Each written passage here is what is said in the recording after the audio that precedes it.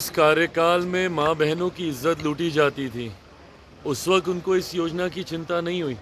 ये उसी पार्टी के नेता हैं जिस पार्टी ने माँ बहनों को गाली देने का काम किया। मेरे खुद के परिवार में मेरी खुद की माँ को इन लोगों ने गाली देने का काम किया और आज उनको ये लोग सम्मान देने की बात करते हैं। सबने ऐलान किया है कि अगर हमारी सरकार बनती है तो माँ बहन योजना लाएंगे। तो इससे पहले जब इनकी सरकार थी, जिस कार्यकाल में माँ बहनों की इज्जत लूटी जाती थी, उस वक्त उनको इस योजना की चिंता नहीं हुई।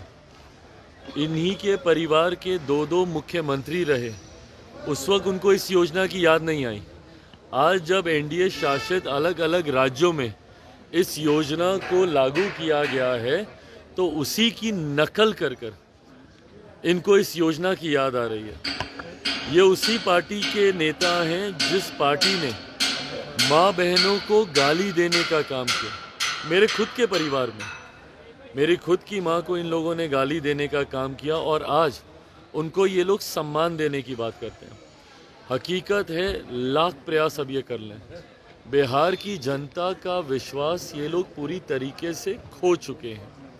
और अगर इनको आज भी अगर इस बात के ऊपर किसी भी तरीके का भ्रम है कि पिछली बार इनको इतनी बड़ी पार्टी का जनादेश बनने का मिल गया, तो उसका कारण सिर्फ इतना था कि आज जिस भूमिका में, जिस एकजुटता के साथ एनडीए गठबंधन है, पिछली बार नहीं था, जिसका लाभ इनको मिला। इनको अध्ययन करना चाहिए और आंकड़े निकाल के देखें। जो सीटें ये लोग जीते हैं वो इसीलिए जीते हैं क्योंकि उस वक्त एनडीए एक नहीं था और हम लोग दो अलग अलग तरीके से हम लोग चुनाव लड़ रहे थे, जिनका इनको लाभ मिला। अगर उस वक्त भी आज की एकजुटता के साथ अगर हम लोग चुनाव लड़ते, जो एकजुटता आज है एनडीए के पांचों घटक दलों के बीच, उस वक्त भी अगर हम लोग लड़ते, तो ये लोग दहाई का आंकड़ा भी पार करना इन लोगों के लिए मुश्किल होता। 10-11 सीटें भी जीतना इन लोगों के लिए मुश्किल होता। और हम लोगों का गठबंधन आज की तारीख में कितना मजबूत है, ये 100% स्ट्राइक रेट जो उपचुनाव में हुआ है उसी से पता चलता है।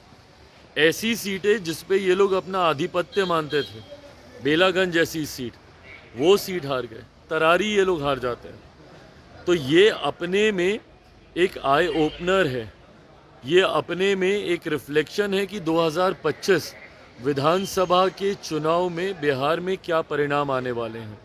ये लोग अब लाख प्रयास कर लें, 2025 में 225 से ज़्यादा सीटें जीतकर एनडीए बिहार में सरकार बनाने जा रहा है, इसमें अब कहीं कोई संदेह नहीं है। गृह मंत्री ने कहा है कि राहुल गांधी जी का प्रेरणा स्रोत विदेश है, विदेश जाते हैं और एक मुद्दा लेकर आते हैं।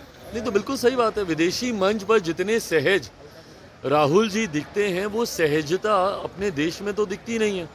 विदेशों में जाकर विदेशी मंत्र वहाँ के पत्रकारों से बातचीत कर इंडिया के बारे में, अपने देश के बारे में, भारत के बारे में दुनिया भर की आलोचना ये करते हैं।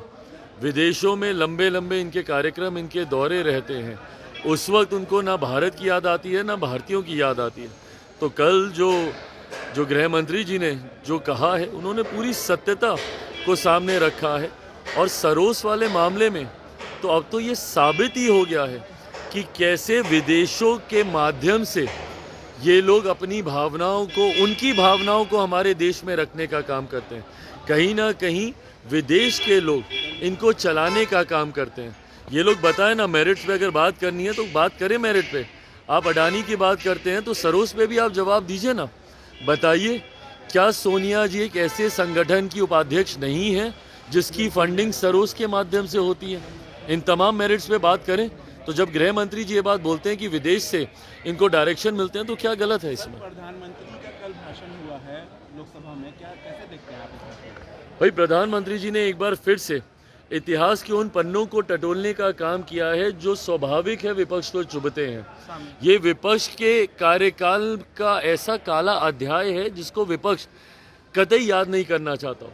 और हकीकत है, जो लोग संविधान को अपनी जेब में लेकर घूमने का काम करते हैं, जो आरक्षण की दुहाई देते नहीं थकते, पूरा लोकसभा का चुनाव इन्होंने संविधान और आरक्षण पे लड़ने का काम किया।